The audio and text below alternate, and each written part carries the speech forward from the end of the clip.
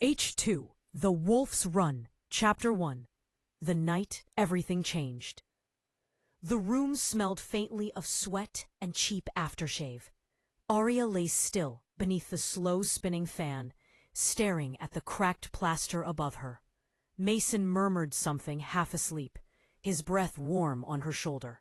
She nodded automatically, a quiet sound of agreement, though her mind was already miles away. When she finally eased herself out from under his arm, the bed springs creaked like a warning. Mason didn't stir. His phone buzzed on the nightstand. She turned it face down. Keys, wallet, jeans. She gathered them all in the blue half-light before dawn. The mirror beside the dresser caught her reflection. A girl with smudged eyeliner and a blank expression. She pressed a palm against the cool glass, as if touching another version of herself that still believed in something better. Not tonight.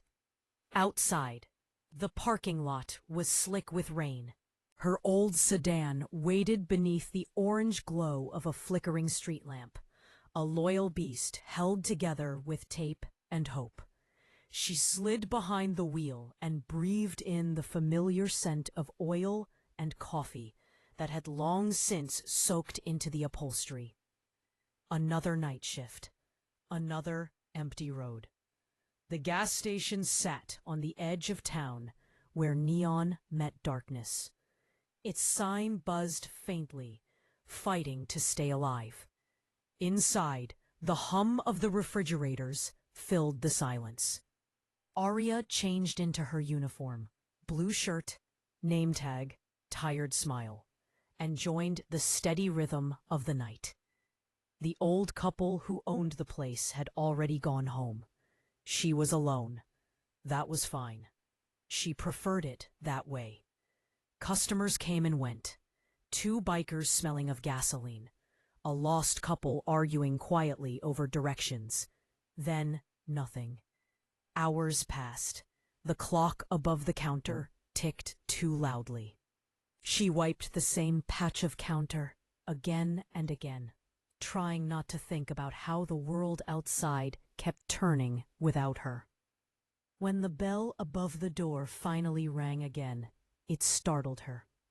A man stepped in for coffee, tall, polite, the kind who smiled with his mouth, but not his eyes. He left quickly, and the bell fell silent once more. The hum of the refrigerators returned, and the station felt even emptier than before. By the time her shift ended, dawn was still hours away. She poured the last of the stale coffee into a paper cup and stepped into the night. The air bit cold against her skin. The road home stretched endless, bordered by fields that shimmered silver under the moon. The tires hummed against the asphalt, a lonely heartbeat in the quiet. She drove on autopilot, thoughts drifting. Would the power still be on when she got back? Would her mother be there, or had she disappeared again into that haze of smoke and strangers? The house was a question mark waiting at the end of every shift. Her phone buzzed with a low battery warning. 10%. She set it beside her and tried not to imagine what she'd find tonight. Then, something dark flashed across the road. Aria slammed the brakes. The car swerved, tires screaming. Her heart leapt to her throat. For a moment, she just sat there, breathless, staring at the empty road ahead. Jesus, she whispered. Had she hit something? The headlights showed nothing, just fog and the outline of trees swaying gently. She grabbed her phone, thumb trembling as she turned on the flashlight. 8%. Great. She opened the door, stepping into the cool night air. Gravel crunched beneath her shoes. The forest pressed close, too still. Nothing. Then a crack. A branch snapping somewhere to her right. She jumped back into the car, slammed the door, and hit the lock. "Just an owl," she muttered. "Just an owl." Her voice shook anyway. The keys slipped from her hands, clinking against the floor mat. When she bent to grab them, another sound came. Faint, deliberate. Footsteps in gravel. Behind the car. No. No.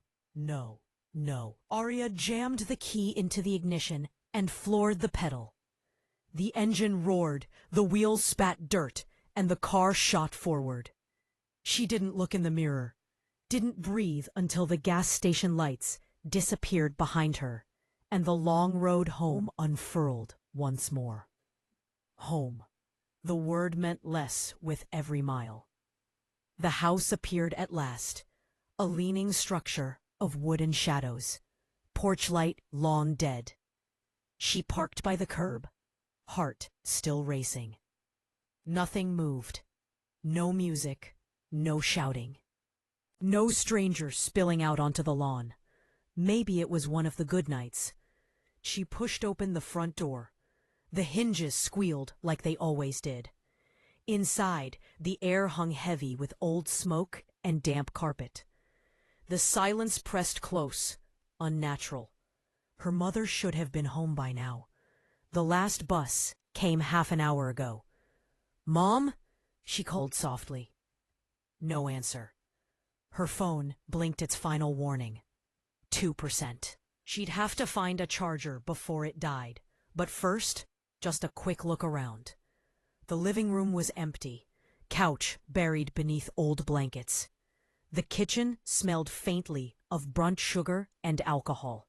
She moved down the narrow hall, moonlight slicing through gaps in the curtains. "Mom?" Still nothing. She reached the bathroom and pushed the door open. The metallic scent hit her first. Then the shape on the floor. A gasp tore through her. Her mother lay sprawled against the tiles, face ghost pale in the moonlight. "Mom!" Aria dropped to her knees, hands trembling as she touched her arm, cold. But she'd always been cold. For a second that stretched forever, she thought it was over. Then her mother groaned faintly, jerking her hand away. Relief flooded her, sharp and painful. It turned quickly into anger. "Damn it!" Aria whispered, blinking back tears she refused to shed. She helped her mother up, guiding her toward the bedroom. The older woman muttered nonsense under her breath, fragments of the same story she'd told for years. About monsters, about a man who wasn't human, about saving Aria from something unspeakable. "He's a monster," she would slur. "We don't belong in this world. I saved you." Aria tucked her into bed, brushing stray hair from her mother's forehead. "In the next life, Mom," she murmured. "Maybe things will make sense in the next life." Her mother didn't hear. She was already drifting into oblivion, chasing ghosts in her sleep. Aria stood there for a long moment, staring at the rise and fall of her mother's chest. The house creaked around them, the night outside pressing against the windows. When she finally turned to leave, the floorboards groaned behind her. She froze. "Mom?" No answer. Another step, heavier, from the stairs. "Hello?" Her voice barely rose above a whisper. "Who's there?" Silence. Then another slow, deliberate creak. Aria's fingers closed around the small canister of pepper spray in her pocket. "I'm serious," she shouted, trying to sound brave. "Get out! The party's over!" Nothing. Just the sound of wood sighing under weight. Her pulse hammered. She backed toward the front door, eyes on the darkness beyond the hall. "Run, Rabbit. Run!" The voice was low, almost playful, and it froze her blood. She spun around, bolting for the door. The night air hit her face as she sprinted toward her car. "Little bunny," the voice called after her, laughing. "Wolf is hungry." Aria fumbled with her keys, cursing, hands shaking. The sound came again. Footsteps. Closer this time. She turned, striking out blindly. Her fist met solid flesh, and a choked grunt. A tall figure staggered back, coughing. For a split second, she felt a surge of triumph. Then something hit her from behind. Hard. The world tilted. She crashed to the ground, gravel biting her palms. Through the ringing in her ears, she heard laughter. Low, inhuman. She tried to push up, but her body wouldn't move. The edges of her vision darkened. Above her, a shadow loomed. Massive, shifting, almost animal. Her last thought before everything went black was her mother's voice, soft and broken. "In the next life, baby girl. In the next life."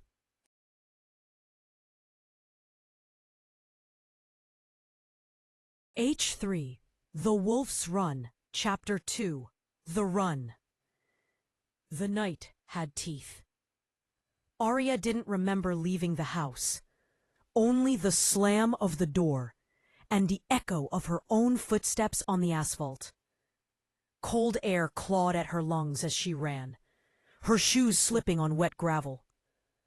Every breath burned. Every shadow seemed to move. "Little bunny, little bunny." The voice came again, low and distorted, sliding across the darkness like oil. "Wolf is hungry." Her pulse hammered so hard she could taste metal. The voice was close now, too close, circling her like laughter from nowhere. She darted into the trees lining the narrow road, branches whipping her arms. The forest swallowed the sound of the highway behind her. Leaves crunched somewhere to her left, then to her right. They were surrounding her. "Please," she whispered, though she didn't know to whom. The laughter answered, a rumbling chorus that didn't sound quite human. Aria pressed herself against a tree trunk, squeezing her eyes shut. Her phone was still dead, her breath short and shallow. Something moved between the trunks ahead, a tall shape, broad-shouldered, walking slowly toward her. Not running, not rushing, just watching. Moonlight broke through the branches and caught his face. For a moment, the world stilled.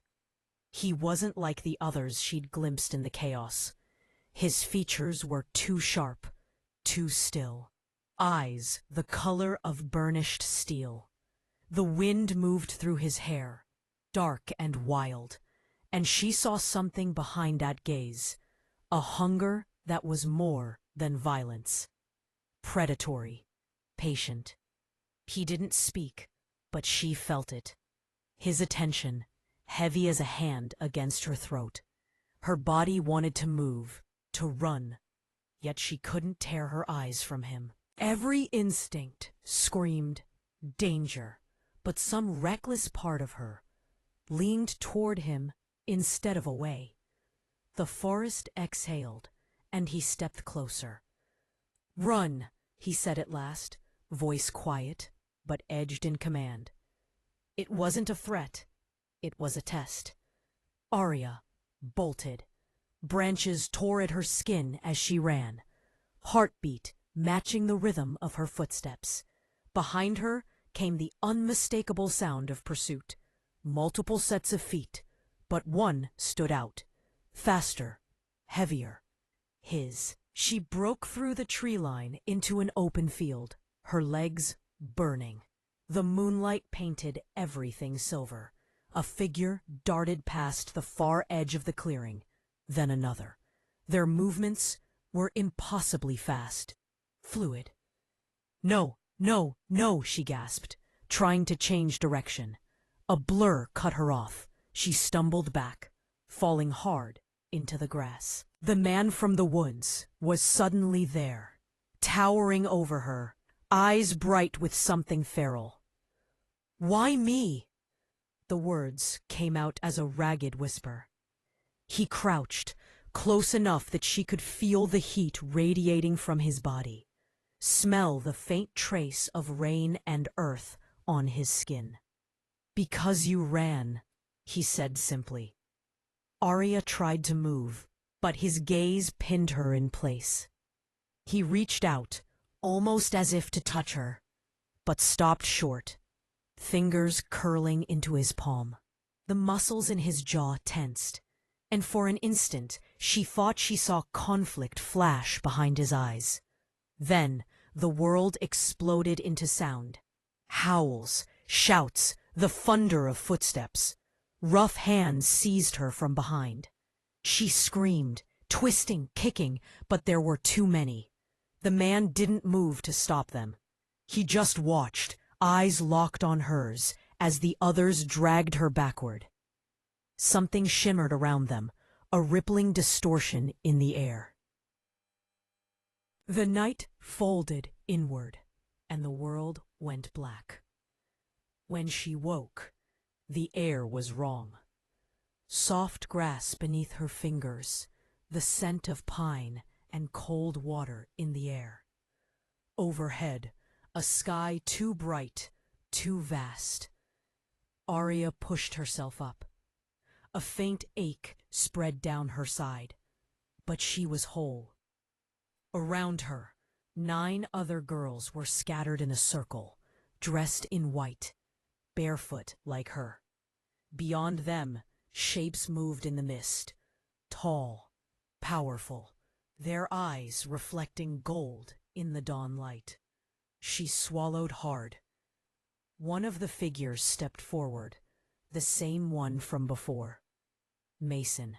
She didn't know how she knew his name, only that it fit the shape of him.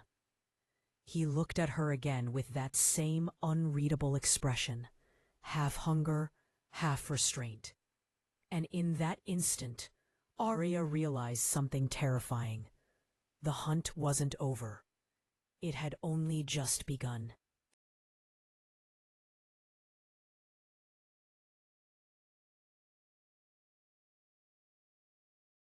H3, Chapter 3, The Hunter's Mark.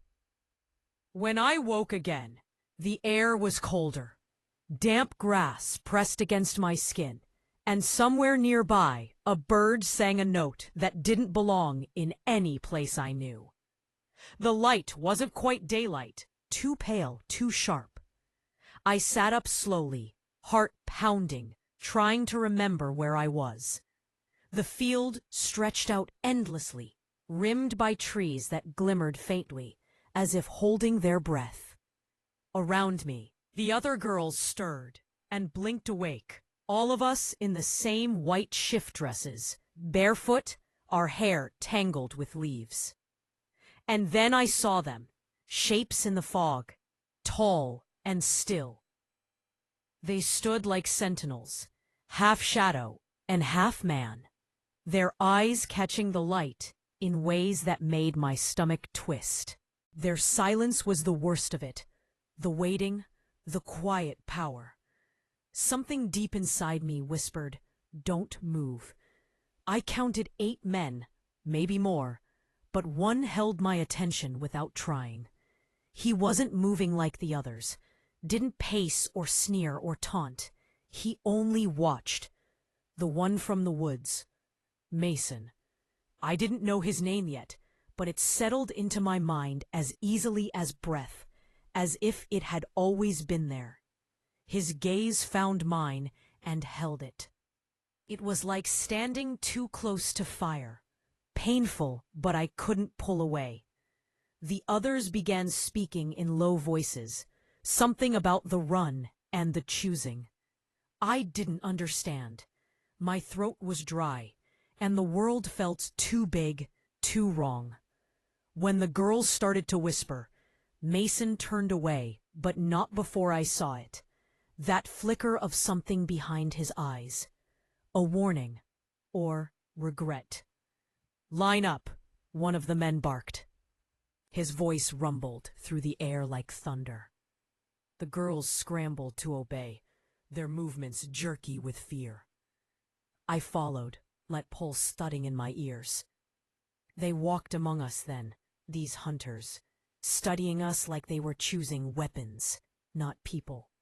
One reached out and gripped a girl's chin roughly, tilting her face toward the light. She whimpered, and he smirked, moving on. Mason didn't join them, not at first. But when he did, the air seemed to thicken. Each step he took toward me felt deliberate, controlled. My breath caught. I told myself not to look, not to meet his eyes again, and failed miserably. He stopped in front of me. The world shrank to the space between us. "You were the one who ran," he said quietly. His voice was low, steady, carrying the kind of authority that made my knees want to give out. I couldn't answer. I could barely breathe. He studied me for a long time, as if he could see the panic moving under my skin. Then, unexpectedly, his gaze softened. "You fought," he murmured. "That will make them notice you." I flinched at the sound of them. He stepped closer, too close. I could see the faint line of a scar along his jaw, the shadow of exhaustion beneath his eyes. He looked both human and not, every detail precise, like someone carved to be intimidating. "What is this?" I asked, forcing the words out. "Why are we here?" His expression didn't change, but something tightened in it. "You'll find out soon enough." "That's not an answer." "No," he said, and his eyes held mine again. "It isn't."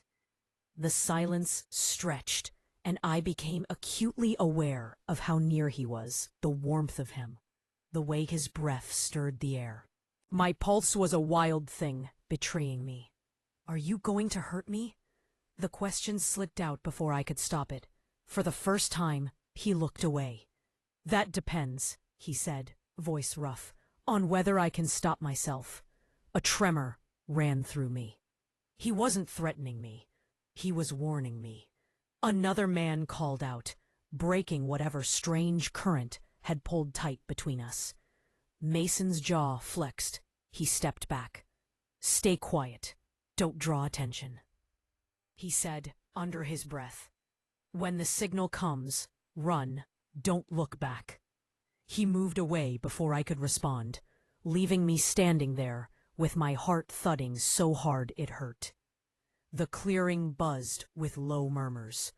The hunters began to spread out, forming a loose circle around us.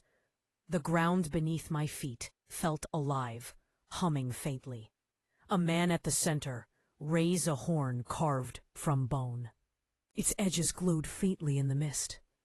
Mason was across the field now, his eyes fixed on the horizon, jaw clenched. I watched him even as I told myself not to. When the horn sounded, it was like the world split open. The other girls screamed. I ran because running was all I knew how to do. My feet hit the ground, cold and sharp, as the forest swallowed us whole again. Behind me came the sound I'd heard once before, the crash of pursuit. The heavy rhythm of something bigger than human charging through the trees. Branches tore at my arms. My lungs burned. But beneath the chaos, I heard something else. A voice, low and familiar. "Keep going," Mason's voice called from somewhere behind me. "Don't stop, Aria." He knew my name. I didn't have time to wonder how. The forest blurred. The others' screams faded. I stumbled into a clearing and nearly collapsed, gasping for air. The light was dim here, caught between night and dawn. And then he was there. Mason emerged from the shadows, not running, not even breathing hard. He looked at me with something I couldn't name, part relief, part fury. You shouldn't have stopped, he said. I couldn't breathe, I managed. I didn't. He closed the distance between us in 2 strides, hands braced on either side of the tree behind me, trapping me. Do you want to die here? His voice was low, dangerous. No, I whispered. Then run when I tell you to. He was close enough that I could feel the heat of him through the thin fabric of my dress, the tremor in his arms as if he was holding something back. Rage, or something worse. What are you? I asked, voice shaking. His eyes met mine, and for a heartbeat they glowed faintly gold. The sight rooted me to the spot. You don't want to know, he said. Too late, I whispered. The corner of his mouth twitched. Not quite a smile, but something close. Then his hand brushed against my wrist. The touch was barely there, but it sent a shiver racing up my arm. Don't make me choose, he murmured, so quietly I almost didn't hear him. Choose what? He drew in a sharp breath and stepped back, breaking whatever had been pulling us together. Go! Now! I didn't move. I couldn't. His expression hardened. Aria, run. Something in his tone snapped me free, and I stumbled away, just as another shape crashed through the underbrush behind him. One of the others, eyes wild, teeth bared. Mason turned, a blur of motion, and the sound that followed wasn't human. I didn't wait to see more. I ran until the forest swallowed me whole again. I didn't stop until my legs gave out. The trees grew thinner, and the sky above was streaked with gold and violet. I collapsed by a stream, trembling, my breath ragged. Somewhere far off, a howl echoed, deep, mournful, and not entirely monstrous. I didn't know what Mason was, or why he'd warned me instead of hunting me, but one thing was certain. He wasn't like the others, and that terrified me more than all the rest combined.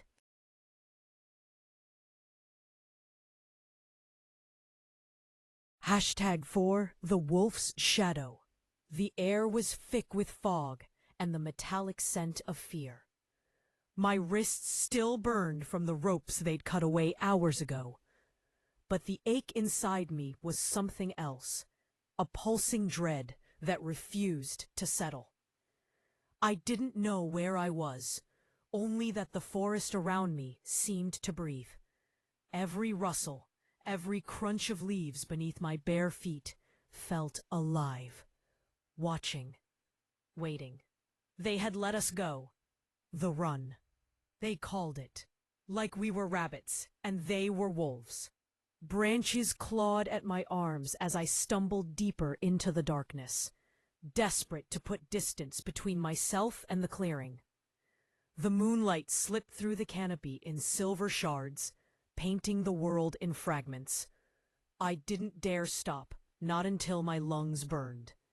And yet, somewhere behind me, I could still hear him.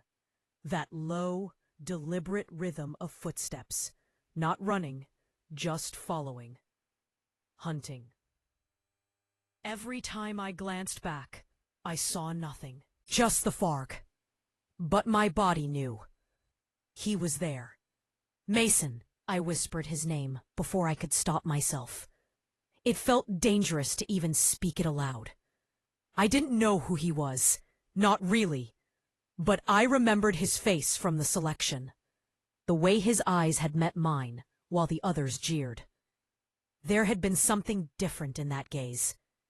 Not pity, not cruelty, just awareness. Like he already knew I was going to run, like he was waiting for it.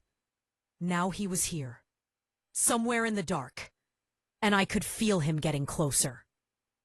I pressed myself against the rough trunk of an old oak, trying to quiet my breath. The night pulsed with the sound of my heartbeat. Then, the snap of a twig, too close. I spun around, ready to run again. But my back hit solid muscle. He was there. My breath hitched as a hand braced the tree beside my head, caging me in. The moonlight brushed over his face. Sharp lines, the faintest shadow of stubble, and eyes that glowed faintly gold in the dark. Not human, not fully, but beautiful in a way that stole the air from my lungs. "Why are you running from me, little rabbit?" he murmured. His voice was low, dangerous, but not loud, never loud. It slipped under my skin like heat. I tried to move, but his body was too close, his presence filling the small space between us until I couldn't tell if it was fear or something else trembling through me. I don't know who you are," I managed, my voice barely a whisper. He tilted his head, studying me. "You know exactly who I am. You looked at me like you did from the moment they brought you here." I swallowed, my throat dry. "You're one of them." He smiled, slow, without humor. "Is that what you think? I saw you in the clearing. You were watching us. And what did you see, Aria?" he asked, leaning in just enough that I could feel his breath against my neck. "A monster?" The word caught in my chest. My pulse thudded so hard it hurt. "Yes," I whispered, though it didn't sound convincing, even to me. Something flickered in his eyes, a quiet fury, not at me, but at the word itself. His jaw tightened, his hand, still resting on the tree, curled into a fist. "You should run again," he said finally. "Before I forget why I'm not supposed to touch you." It wasn't a threat. It was a warning, a plea, but I couldn't move. My legs wouldn't listen. I was trapped, not by his strength, but by the pull in his eyes, the kind of gravity that promised danger and safety all at once. "Why are you doing this?" I breathed. "Because it's the run," he said softly, his gaze dropping to my mouth, then back to my eyes. "Because if I don't chase you, someone else will. And they won't stop when they catch you."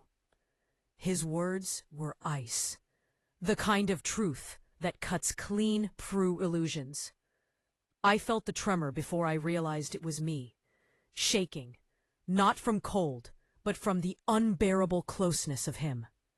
He was so near that I could smell the wildness on his skin, pine, smoke, and something darker, something animal. His eyes closed briefly, as if he were fighting himself. When they opened again, they were clearer, human again. "Go," he said. His voice broke on the word. I didn't. I couldn't. Something in me rebelled against the command. "You could help me," I whispered. He gave a small, bitter laugh. "Help you? You have no idea what that would cost." I should have backed away, but I didn't. My hand lifted almost without my permission, fingers brushing his wrist. His skin was hot, too hot. He inhaled sharply, and the air between us shifted, charged. In that moment, everything felt suspended. The fear, the hunt, the rules. Just him and me, in the dark. Then a howl split the silence. Far, but coming closer. Mason stiffened. "Go now," he said again, stepping back. "What about you?" I asked. He hesitated, the muscles in his jaw flexing. "I'll lead them away." I opened my mouth to protest, but he was already turning. His body a blur as he melted into the shadows of the forest. I ran. I didn't stop until the trees began to thin, until I could see a faint, silver glimmer of water through the leaves. My knees gave out at the riverbank, my lungs burning. The world was still spinning, But in the chaos, one truth anchored me. He hadn't hurt me. He could have. He should have. But he hadn't. And now, against every rational thought I had left, I realized the one creature I was supposed to fear most might be my only chance to survive. Mason. He could still smell her. Fear, sweat, and something else. Something that made his instincts snarl in protest. He'd told himself he was only following the rules of the run, only doing what was required. But that was a lie. He'd found her the moment she crossed into the woods. The others were still hunting, tearing through the night like rabid things, but Mason stayed close to her trail, watching, guarding. He shouldn't have touched her. He shouldn't have let her speak his name like it meant something. Now he was paying the price, his pulse still thundering, his body still on edge. Every instinct screamed to go back to her, to keep her safe. But protection wasn't part of the run. Fool, he muttered under his breath, pressing a hand against his chest, as if he could still feel where she'd touched him. She's not yours. The howl came again, nearer this time. The others were closing in. He turned toward the sound, his expression hardening. If they wanted the girl, they'd have to get through him first.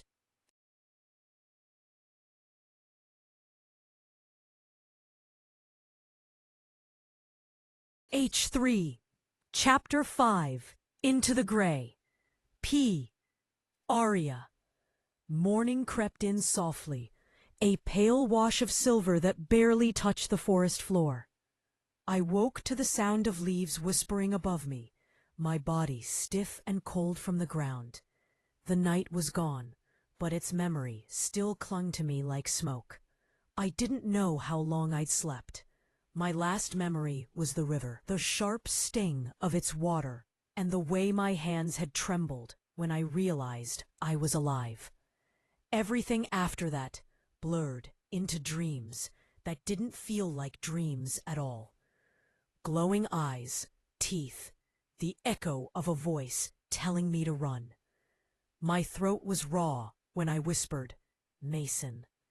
The name felt dangerous and strange in the daylight, but also grounding, as if saying it tethered me to something real in this nightmare. He had told me to run. He had let me go. And yet I couldn't shake the feeling that he was still close, watching. I pushed myself up, brushing damp leaves from my legs. My dress, white once, now torn and streaked with mud, clung to me like a reminder of what I'd been reduced to, a rabbit in a field of wolves. The air smelled faintly of pine and smoke. My stomach growled. The forest stretched endlessly around me, all gray trunks and mist. No signs of the others. No signs of civilization. Just stillness. Then I noticed it. The soft imprint of boot tracks beside the riverbank. Too large to be one of the girls. Too heavy. He was here. My pulse quickened. For reasons I couldn't explain. Fear and something else, something warm and reckless, tangled in my chest. Mason, I said again, louder this time, though part of me didn't want an answer. The forest said nothing back, so I began to walk. Mason. He'd been shadowing her since dawn. Every instinct told him to turn back, to let the run unfold, as it always had. 10 girls, 10 choices, 10 fates decided by those stronger than them. That was the way of it. That was the order. But order had shattered the moment her scent hit the air. Aria. She wasn't like the others. She didn't cower or scream for mercy. Even in fear, she'd looked him in the eye. And when she'd touched his wrist the night before, it had been like waking from a long, cold sleep. Now she moved carefully through the mist, unaware that he was there, keeping the others away from her trail. He heard them before he saw them. Two of the younger hunters, laughing quietly as they followed the scent. Mason's muscles tensed. He slipped between the trees, faster than sound, until he was behind them. "Lose the trail," he said quietly. They froze. "Alpha's orders?" one of them muttered, uncertainty flickering in his eyes. Mason stepped into the light, his expression carved from stone. "You heard me." He didn't raise his voice, didn't have to. Something in his tone made them hesitate. Then, muttering, they turned back into the forest, leaving her path untouched. Only when they were gone did he let out a slow breath. His jaw tightened. Every time he interfered, every time he let her live another hour, he was breaking another law. But he couldn't stop. Hours passed, though time meant little here. The light never seemed to fully break through the trees. My feet were cut and numb, and I was half delirious from thirst when I saw it. A small clearing with what looked like the remnants of an old campfire. I knelt beside the ashes, fingers tracing the faint warmth that still lingered. Someone had been here not long ago. My heart thudded painfully. I turned to run and slammed straight into a wall of muscle. I gasped and stumbled back. Mason. He looked different in daylight, taller somehow, his features sharper, the gold still faint in his eyes, but muted now, as if he were fighting to keep it buried. His clothes were streaked with dirt, his hair damp with dew, but there was no mistaking him. We stared at each other for what felt like forever. "You followed me," I said finally, though my voice shook more than I wanted it to. He didn't deny it. "You would have been found." "By you?" His lips twitched, not quite a smile. "Not this time." I didn't know whether to believe him. I wanted to run, but my legs refused. "Why?" I whispered. "Why are you helping me?" He looked away, jaw clenching. "You wouldn't understand." "Then make me." For a heartbeat, something flashed in his eyes. Not anger, not pity, but pain, deep and old. "Because you weren't supposed to be chosen," he said quietly. "You were taken by mistake." The words hit like a slap. "What?" "This run is for bloodlines," he said, his voice rough. "For those who belong to the pact. You—" He stopped, exhaled sharply. "You're not one of them!" I blinked, my thoughts spinning. None of this made sense. The howls, the rules, the beasts in the dark, and now him, standing in front of me, looking at me like I was something sacred and forbidden all at once. "What are you?" I whispered. He hesitated.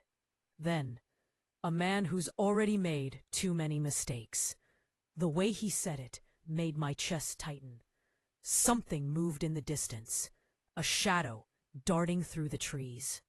Mason's hand shot out, grabbing my wrist, pulling me behind him. "Stay quiet," he murmured. I didn't argue. From the edge of the clearing, I caught a glimpse of movement.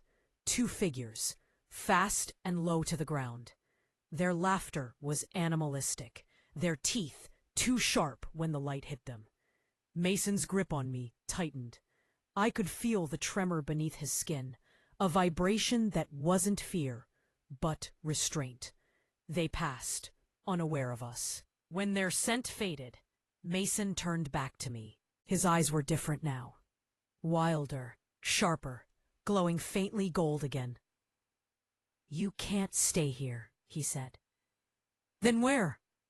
He didn't answer right away. His gaze lingered on me, heavy, searching. I felt exposed, like he could see the fear and the flickering trust I was trying to hide. "North," he said finally. "There's shelter near the cliffs. I can take you part of the way." I wanted to ask what part meant, but the look on his face stopped me. He was already breaking rules for me. Maybe following him was the only way I'd survive the night. Mason. He shouldn't have touched her. But when her hands slipped into his, small, cold, trembling, something inside him shifted. The forest quieted, and for the first time since the run began, he felt calm. He didn't look at her as they walked. Couldn't. If he did, he wasn't sure what would happen. She didn't ask more questions, just followed his lead through the winding path of trees. The others would be circling soon, confused by his scent on her trail. He'd need to cover it before dawn fully broke. Every step she took beside him made his restraint fray thinner. When they reached the ridge, he stopped. "You'll be safe if you keep heading north," he said. "Don't stop for anything, not even if you hear me." Aria looked up at him, her face streaked with dirt and tears, but her eyes, those eyes, steady. "Why do I believe you?" He smiled faintly, the expression breaking something in his chest. "Maybe because you're the only one who sees what I am, and hasn't run screaming." "Not yet," she said softly. The corner of his mouth lifted, but the sound of distant howls wiped it away. He turned toward the noise, his body tensing. "They're close," he muttered. Aria stepped forward. "What will they do if they find you helping me?" He looked back at her, a flash of gold in his eyes. "You don't want to know." He hesitated for one last heartbeat, then reached out, brushing his fingers against her wrist. "Go." She shook her head. "You'll die if they find you." "I've died before," he said quietly. "Go." And before she could protest again, he vanished into the mist. Aria. The silence that followed was worse than the howls. I stood there, trembling, staring at the empty space where he'd been. The forest seemed to close around me, alive with whispers I couldn't understand. Somewhere far off, something roared. Not like the wolves, but deeper, older. And I knew, with a certainty that chilled me to the bone, whatever Mason was fighting against, it wasn't just the others. It was himself. I turned north, clutching the memory of his touch like a promise or a warning. Because for all his danger, for all his mystery, one truth had rooted deep in my chest. Mason was the only one who didn't want to see me die. And if I wanted to live, I'd have to trust the monster who broke his own rules to save me.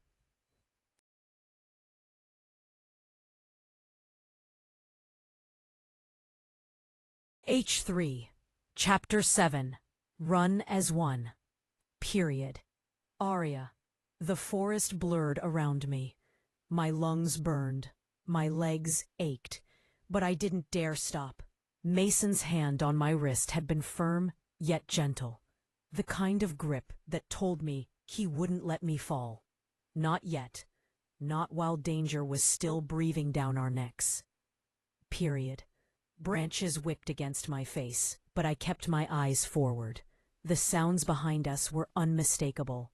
Heavy footsteps, low growls, the occasional barked command. Someone or something was coming. "Keep left," Mason whispered, his voice barely audible over my pounding heartbeat. He was moving faster than I'd thought possible, weaving through the trees as though he knew exactly where the underbrush would give way. I stumbled once, nearly falling, and his hand shot out, steadying me with a light brush of fingers along my elbow. "Thanks," I gasped, my voice raw from shouting and fear. He didn't respond. His jaw was tight, eyes forward, muscles coiled like a predator's. I caught a flicker of gold in his gaze as he scanned the shadows. For a moment, I wondered if he'd always been this dangerous, or if this was the run drawing it out of him. A howl rang out, closer this time. My stomach lurched. "Left!" he barked, and we veered sharply. I almost collided with a tree, but he caught me again, thumb brushing the back of my wrist. That small, fleeting touch made my pulse spike. "Focus," I told myself. "Don't get distracted." Mason, she was faster than she looked, lighter on her feet than I expected. That made it harder to keep her safe. Every rustle in the forest, every snap of a twig, set her heart racing and mine with it. I couldn't let her panic, couldn't let her see just how dangerous it was to be near me. Ronan's scent was thick in the air now, closer than I'd anticipated. If he caught even a whiff of her trail paired with mine. We dropped into a shallow ravine. I crouched low, urging her down with a hand at her shoulder. "Stay close," I murmured, "and don't make a sound." Her eyes were wide, glistening with a mixture of fear and something else. Curiosity, maybe awe. I averted my gaze. The moment was fleeting, but the warmth of her skin under my fingers lingered longer than it should have. I could sense the others moving toward us, their hunger palpable. Every instinct screamed to push forward, to run until the trees ended and we found safety. But my other instincts, the ones tied to her, demanded restraint. Keep her alive. Keep her close. Keep yourself from breaking the rules. Aria. We broke through the trees into a small clearing, and I barely had time to take a breath before a figure stepped into view. One of the hunters. He froze at the sight of Mason, as if recognition had struck him too late. Mason didn't hesitate. In one swift movement, he forced me behind him, positioning himself so the hunter would have to get through him first. My stomach knotted with fear and something else. The strength in his stance, the controlled, coiled power. It was magnetic. "You won't take her," Mason said, low and dangerous. The hunter sneered. "Alpha's orders. They're my orders now," Mason countered. Mason snapped, and the hunter faltered, just enough for us to slip around the edge of the clearing. I stumbled, and Mason's hand shot out, brushing against my arm. Not enough to carry me, not enough to touch me fully, but enough to make my pulse hammer and my thoughts scatter. We ran again. Mason. The forest was a maze, but I knew the paths, the bends, the old streams, the hidden dips in the earth. I led her through them, every step a careful calculation. Stay silent, stay hidden, mislead the others. Every brush of her skin, every ragged breath, made the restraint harder. She was aware of me. I could feel it.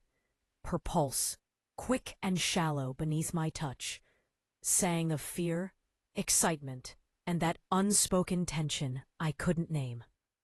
We slowed near a brook. "We'll rest for a few minutes," I whispered. "Check your shoes. Wipe the mud. Keep moving once we cross." Her eyes met mine. "How do you know where to go?" "Instinct," I said. Half truth, half lie. She didn't press.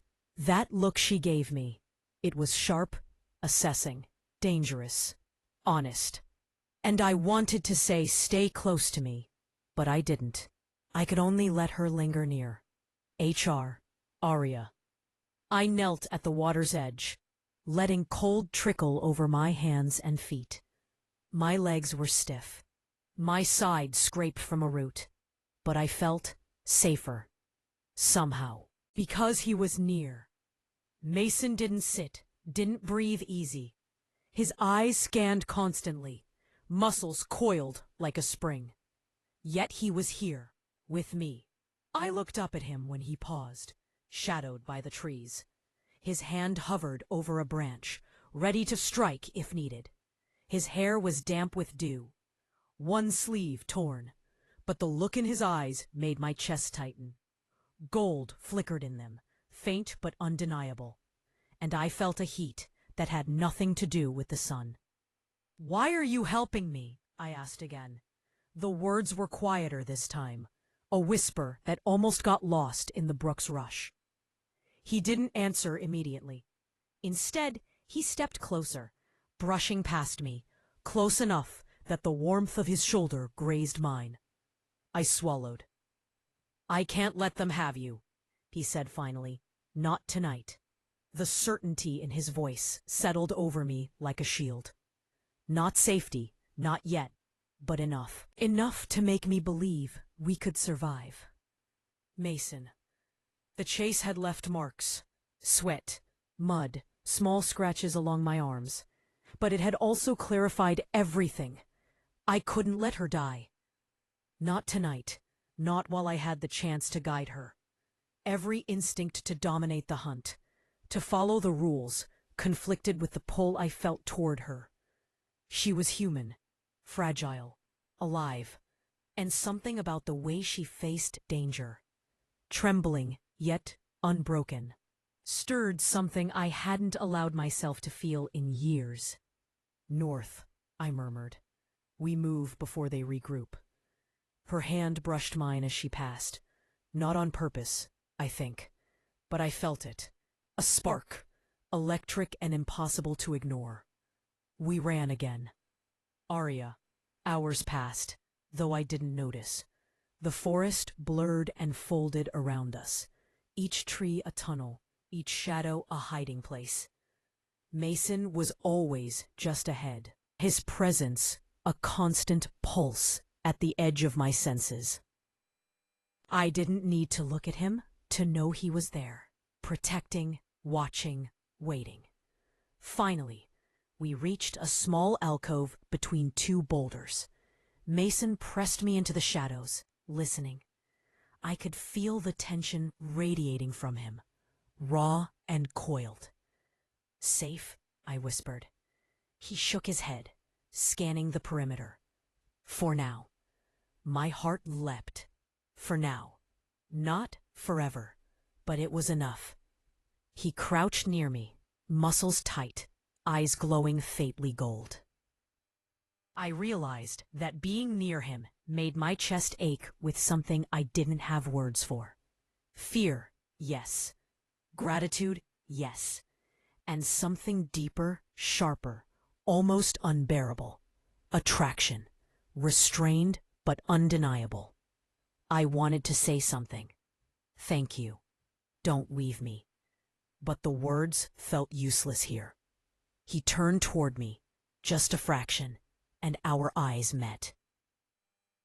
The space between us thrummed, alive with tension neither of us would acknowledge. A twig snapped in the distance, and he stiffened. "Move," he whispered. "Now." We slipped from the alcove into the trees, moving as one, the forest swallowing our passage. For the first time, I realized, we weren't just running. We were running together. And maybe, just maybe, that was the only way either of us would survive.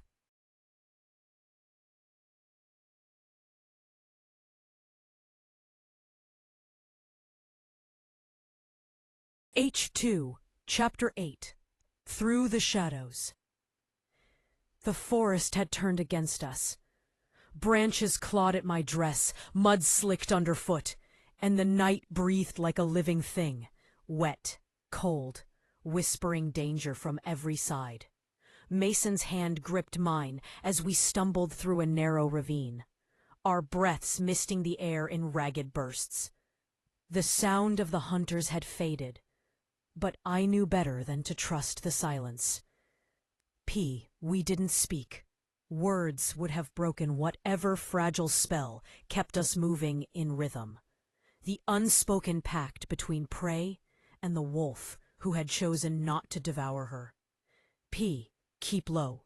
he murmured finally, his voice a rough thread in the darkness. I obeyed without thought. The brush hit us from the open slope ahead, and I pressed close to the earth, shivering from cold and the heat of his nearness.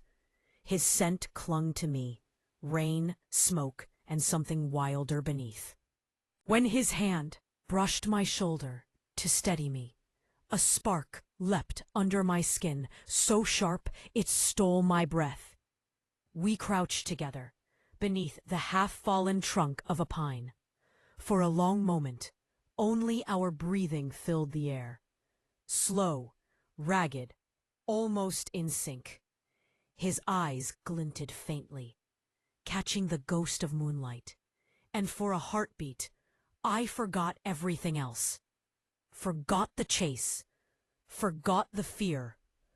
Forgot who he was supposed to be. He looked at me like he was memorizing my face, as though he couldn't decide whether to protect me or surrender to some deeper instinct that burned behind his control. "Are they gone?" I whispered. His gaze flicked toward the ridge. For now, the low growl in his voice wasn't meant for me, but it trembled down my spine all the same. "We move east. There's a stream ahead. It'll hide our scent." I nodded, but when I tried to rise, my ankle caught on a root. Pain flared. I gasped and stumbled. He caught me instantly, his arm firm around my waist. My body folded into his, and for a suspended second, the world narrowed to warmth and heartbeat. His chest rising against mine, steady and solid, as if anchoring me back into existence. "You're hurt," he said softly. "I'm fine," I lied. He didn't believe me. His thumb brushed the pulse at my throat, testing.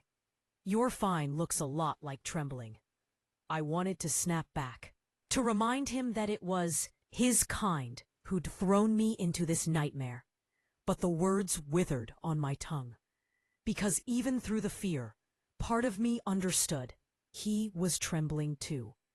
He helped me stand, his hand lingering at my side longer than it needed to.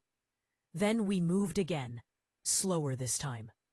His body always a breath ahead of mine, guiding, guarding, keeping me between him and the night. When the first hint of dawn began to seep through the trees, a gray breath, more promise than light, he stopped. "Here." A small hollow in the hillside, a place to hide, to breathe. I collapsed against the moss, every muscle shaking, lungs clawing for air. Mason crouched by the entrance, scanning the forest before slipping inside beside me. The moment he did, the world shrank, the air thickened, too still, too close. I could feel his warmth radiating across the small space, could smell rain drying on his clothes. He removed his jacket and tossed it toward me without looking. "Put it on. You're freezing." I hesitated. "What about you?" "I've known worse cold." The corner of my mouth almost lifted. "You always have to sound like that. Half mystery, half martyr." That earned me a look, brief, sharp, almost a smile. It keeps people guessing. I pulled the jacket over my shoulders. It was heavy, far too big, and the lining held his scent, grounding and confusing, all at once. My heartbeat had slowed, but the ache in my chest hadn't eased. "Why are you helping me?" I asked quietly. It wasn't the first time I'd wondered, but it was the first time I dared to say it aloud. He didn't answer right away. The silence stretched, filled only by the rhythm of rain starting again outside. "Because," he said finally, "you're not supposed to be here. None of you are. And I'm—" He stopped himself, the words dying like sparks in wet ash. "You're what?" His eyes met mine. For a second, I thought I saw something raw flicker there. Guilt, maybe, or something worse. "I'm trying to remember what it means to be human." "Mason," She looked so small in my jacket. Too small for this world. This hunt we'd turned into ritual and blood sport. I told myself I only stayed to make sure she survived the night. But that was a lie I could no longer hold. Every step she took beside me unstitched something inside. Every time she looked at me with that mix of fear and stubborn fire, I felt the control I'd spent years mastering begin to crack. The others would kill her without hesitation. And if they caught me helping her, they'd tear me apart for betrayal. But somehow, that didn't scare me half as much as the thought of her being caught by someone else. She shifted slightly, drawing her knees up, trying to hide a shiver. I reached for the blanket in my pack, but when I passed it to her, our hands brushed and everything stilled. The contact was nothing, barely a whisper of skin on skin, but it sent a jolt straight through me. Her breath itched, so did mine. I shouldn't have touched her, but I couldn't make myself regret it. "You should sleep," I said, though my voice came out lower, rougher than intended. "I don't think I can." I watched her for a long moment, the way her lashes trembled. A faint bruise of exhaustion shadowing her eyes. "Then rest," I murmured, softer. "I'll keep watch." She nodded, but her gaze didn't leave mine. "Do you ever sleep?" "Not when I shouldn't." Her lips curved faintly. "That's not an answer." "No," I said, after a beat. "It isn't." She studied me in the dim light, as though trying to piece together the man behind the monster.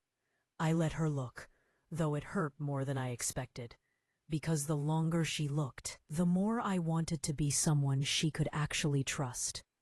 Outside, the forest groaned under the weight of rain. Somewhere distant, a howl split the air. The sound snapped through the quiet, and she flinched. I moved closer, instinct overriding thought. My hand found her shoulder, steadying, not claiming, and she leaned into it without hesitation. That small, fragile gesture undid me more than any scream could have. "Aria, I don't know when I stopped fearing him. Maybe it happened slowly, a heartbeat at a time, in the dark, between the spaces of running and silence. Or maybe it was the way he looked at me when he thought I wasn't watching, as if he was the one lost." The rain softened to a whisper. Mason still sat near the entrance, alert, but his posture had changed. Less predator, more sentinel. His profile was sharp against the dim light, the muscles in his shoulders taut beneath the thin fabric. I watched the rise and fall of his breath, the tension that never seemed to leave him. He turned suddenly, catching me watching. I froze. For a long second, neither of us looked away. Something in the air shifted, something quiet and dangerous. He didn't move closer, but I felt it all the same. The invisible pull between us, the gravity of two people orbiting the same secret. My pulse raced. I didn't know if it was fear or something far more reckless. He spoke first. "We can't stay long. The others will track us by sunrise." I nodded, forcing my breath steady. "Then we'll move before they do." He blinked, surprised maybe, then gave a small, reluctant smile. "You're not what I expected." "Neither are you." The silence after that wasn't uncomfortable. It was heavy, alive. And when he finally rose and offered me his hand, I didn't hesitate. "Mason." The moment her fingers slid into mine, I knew I'd crossed the line I couldn't uncross. She trusted me. Completely. And that trust would either save her or destroy us both. "Stay close," I said, but my voice sounded nothing like my own. She did. Too close. We moved through the drenched forest, the first thin streaks of dawn silvering the mist. Every sound felt sharper now. The drip of water, the whisper of wind, the faint echo of pursuit somewhere far behind. The run wasn't over, not by a long shot. But as she followed my lead, steps sure, despite the pain, I realized something I hadn't let myself believe before. She wasn't just surviving anymore. She was fighting. And I was no longer sure which of us was truly running. Aria. We reached the edge of a clearing just as the first real light touched the sky. The forest ahead fell away into shadowed hills. Vast, open, exposed. Mason paused, scanning the horizon. His shoulders stiffened. "What is it?" I whispered. He didn't answer. Then, a sound. Low.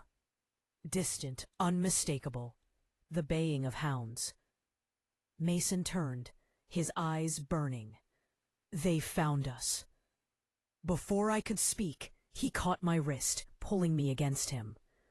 "No matter what happens," he said, voice rough, urgent. "You keep running.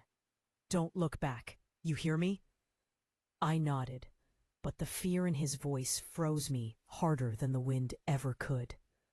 "Mason, go," he hissed, pushing me forward just as the first shadow broke through the trees behind us. And then the forest exploded with sound. H3, Chapter 11, When the Dawn Came. Parts wilder now. No howls, no heavy footfalls, no breath of pursuit chasing through the trees. Only the slow rhythm of morning, settling over the mountains, mist rising from the moss, dew turning to silver along the ferns, and a pale streak of gold touching the horizon like a promise. I'd spent the night walking north. At some point I stopped counting steps. It became a trance, one foot in front of the other, heartbeat whispering Mason's name. Mason. I could still feel where his hands had caught me the night before. Not rough, not cruel, just desperate. That look in his eyes when he turned toward the others, when they tore him away from me. The sound he made then, it had lived in my chest ever since. I had thought I'd known fear, but it was nothing compared to that moment. Realizing I'd lost the one person who had broken every rule to keep me alive. A soft wind moved through the trees, carrying the scent of smoke. Not wildfire smoke, hearth fire, civilization. I followed it. By the time the sun breached the ridge, my legs were shaking. I stumbled into a clearing where the ruins of an old chapel sat, its stone eaten by ivy. I crossed to the doorless frame and sank to the floor, wrapping my arms around my knees.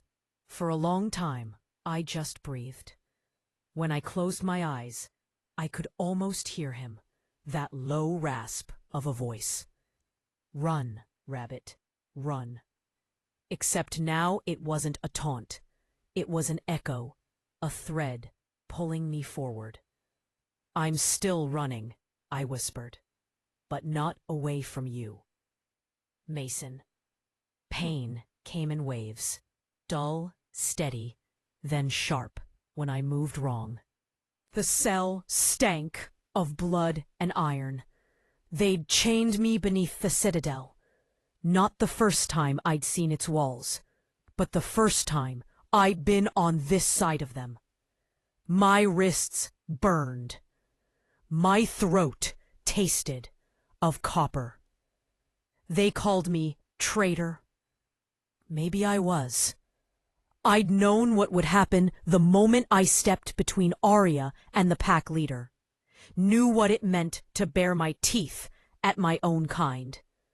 But I'd done it anyway, because she had looked at me like I was still human. And maybe, for a heartbeat, I was. When the door opened, the light blinded me. A figure stepped in. Another hunter, younger, uncertain. They'll sentence you by dusk, he said quietly. I laughed under my breath. Sentence me to what? Death? I've been living that for years. He hesitated. She got away. The girl. My head snapped up. You're certain? He nodded once. North Woods, past the border. Relief hit me like air after drowning. For the first time since they'd dragged me here, my chest loosened. She was alive. And that was enough to decide what I'd do next. I waited until dark. When the guards changed, I twisted my wrists, ignoring the pain, until metal snapped bone and blood slicked the cuff. Freedom always came with a price. Then I ran. Aria. By the time night fell again, I'd found a small stream winding behind the chapel. I cleaned the cuts on my hands, drank until I could feel strength return. I was almost asleep when a sound split the silence. Low, rhythmic, like something breathing through the trees. I froze. Mason? The name left me before I could stop it. No answer. Just the wind. Then, movement. A figure stumbled into the clearing. Larger than any human shape should be. Shoulders broad. Hair matted with leaves and blood. My heart stopped before it started again.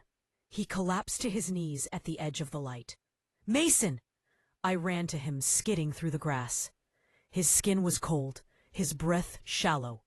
I caught his face in my hands. You're hurt. Not enough to stay away. His voice cracked on the last word. For a moment, neither of us moved. I could hear the rush of my own blood, the trembling in his chest beneath my palms. His eyes found mine. The wild gold still flickering faintly beneath the human blue, and something inside me broke wide open. I didn't think. I just wrapped my arms around him. He went rigid, as if touch burned him. Then slowly, carefully, he exhaled and leaned into me. His head dropped to my shoulder. I felt the tremor that ran through him. Exhaustion, relief, something deeper. You shouldn't have come back, I murmured. He gave a low laugh, rough and tired. And leave you alone in this cursed forest. Not a chance. We stayed that way for a long time, the world narrowing to breath and heartbeat. When I pulled back, he caught my wrist gently, fingers tracing the pulse beneath my skin. You kept running, he said softly. I had to. Good. His thumb brushed my cheek. That's how you survive.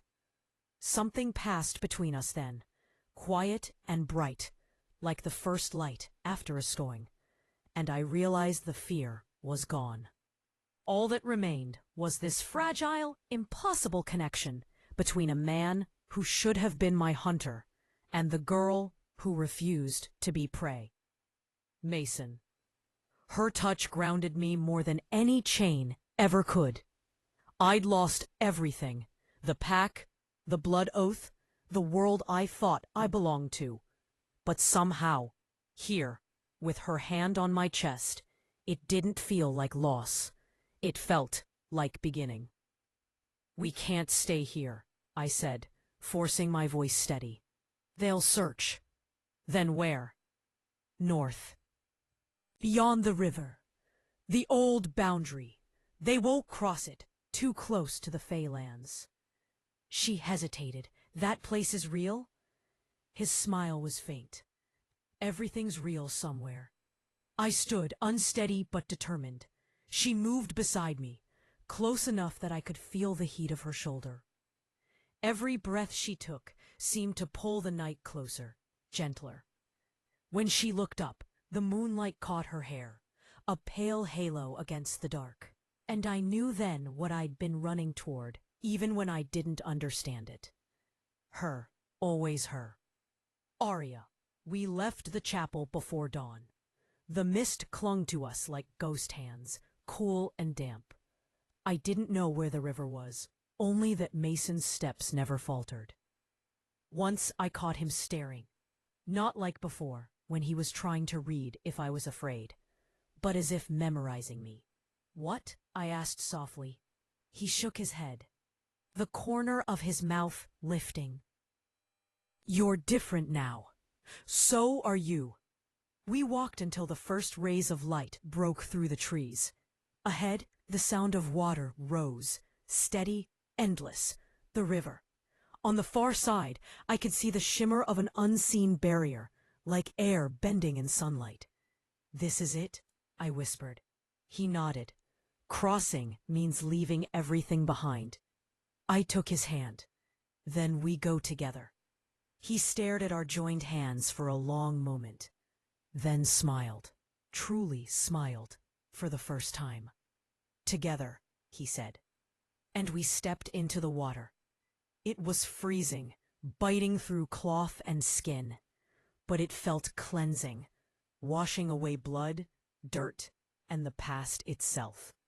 Halfway across, the current nearly took me, and his arms came around me without thought, pulling me against him.